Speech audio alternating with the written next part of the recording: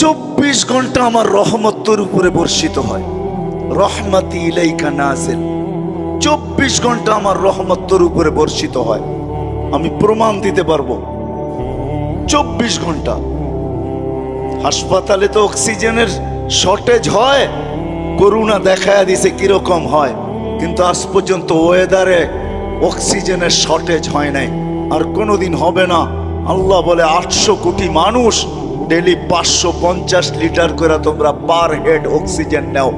আজ পর্যন্ত আমার ওয়েদারে অক্সিজেনের শর্টেজ হয় নাই। 24 ঘন্টা এটা আমার সবচেয়ে বড় রহমত, যেটা তোমার উপরে বর্ষিত হয়। তোমাকে সুস্থ রাখার জন্য বিজ্ঞানের উপরে আমি টেক্কা দিয়া বিজ্ঞান বিজ্ঞান বিজ্ঞান বিজ্ঞান, কিন্তু ডেলি একবার ডায়ালিসিস করার ক্ষমতা রাখে না। 7 দিনে কোনো কিডনির রোগীকে বিজ্ঞান ডায়ালিসিস করবে, এই টেকনোলজি এখনো আসে নাই।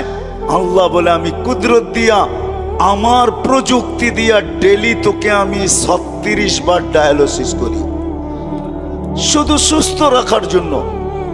তা সত্ত্বেও তুই 24 ঘন্টা নাফরমানি করিস। কোন যুবকের অ্যান্ড্রয়েড সেট এরকম আছে যেটা সারা দিন নেটের জগতে না করে? রাগ হয়েও না, পায়ে হাত রাখে।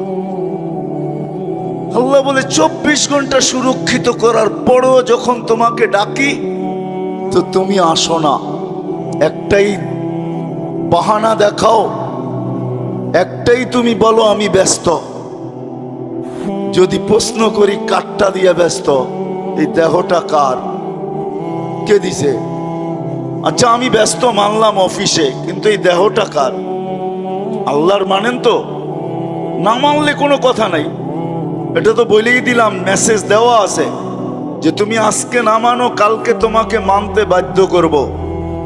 ওই দিন তুমি চিৎকার দিবে আর বলবে মানি, কিন্তু আমরা বলবো কাল্লা, এই মানায় কোনো কাজে দিবে না। মানার জগৎ পার হয়ে চলে আসছো, বিদা আজকে মানার কোনো কাজে দিবে না। তো চতুর্থ তৃতীয় স্বাধীনতা হলো মত আদর্শগত। আল্লাহ ডাকে।